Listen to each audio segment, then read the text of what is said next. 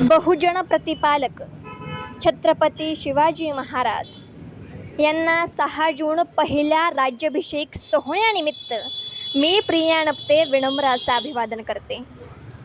विदेशी ब्राह्मण भटाने वर्णव्यवस्थेनुसार शिवरायांचा शूद्र म्हणून अपमान केला, तेव्हा आपल्या कर्तृत्वान लेकाचा अपमान राजमाता जिजाऊ सहन झाला नाही, म्हणून त्या 10 दिवसातच मृत्यू पावल्या. शिवरायांनी विदेशी ब्राह्मण भटांची व्यवस्था नाकारून म्हणजेच पहिला राज्याभिषेक 6 जून 1674चा नाकारून ब्राह्मण विरहित आपला दुसरा राज्याभिषेक केला.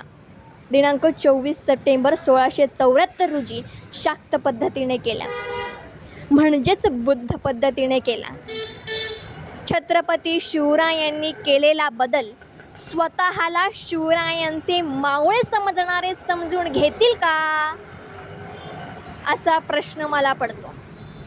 समजल्यास आपण शिवरायांस अभिवादन करण्यास पात्र असाल असे मी समजते.